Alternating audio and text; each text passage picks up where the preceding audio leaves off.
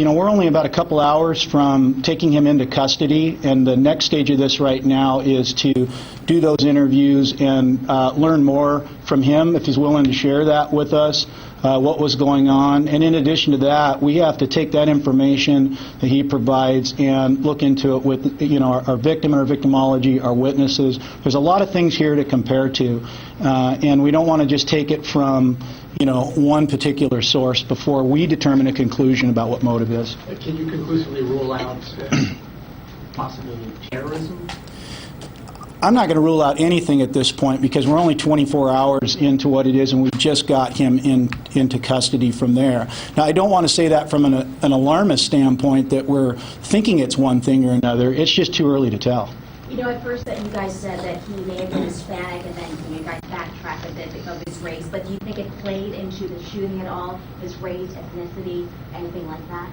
Well, I think the earlier accounts of the race just came from witness accounts that were trying to describe what, for them, they saw in there. And that's why when we put out the screen capture, we felt that would be just a more accurate depiction of what it is that we were looking for, and people could draw their own conclusions for what it is.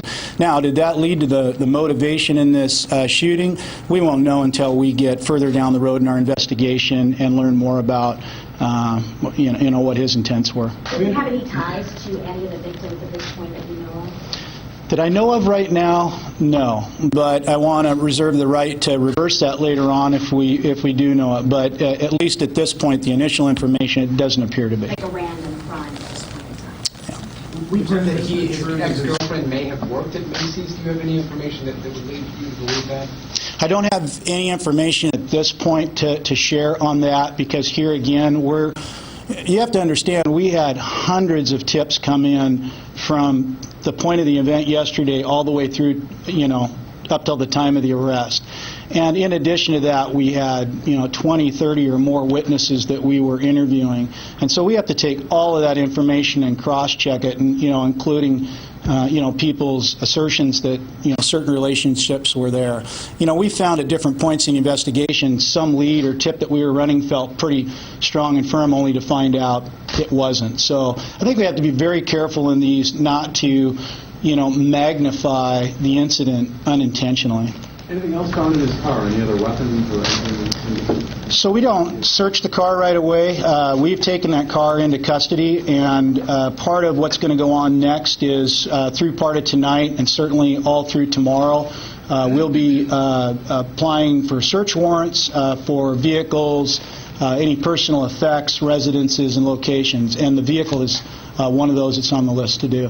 Did he live with his parents, or did he alone?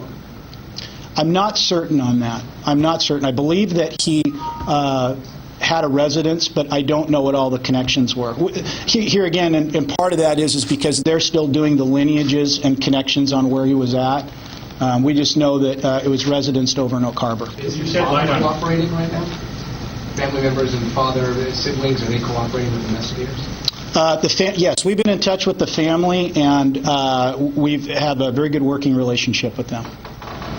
Our investigation showed that he may have had mental issues in the past, and the state of Washington had looked into this. Can you expound on that? Do you have any information on that? Really preliminary information right now on that, and that's one of the aspects of the investigation that we'll be looking into to see if it contributed in any way. But he did have record of mental issues. I don't have factual information that I can confirm or deny that. Again, everything's really preliminary right now. It's just one of those topics that we would naturally cover. Can you speak at all about what witnesses told you they heard in the room other than gunshots? Did you say anything? And we've been listening in to Washington State officials speaking about the arrest of a mall shooting suspect. They say they have a 20-year-old Arcan Cetin, an Oak Harbor resident, now in custody. He was arrested about 6:30 p.m. this evening Pacific time. Police said he was zombie-like when they found him on the roadway in Oak Harbor, but he is in custody. Also, they've said there is no motive as of yet, but they are still working out the details. Again, 20-year-old suspect in custody. Now back to our program.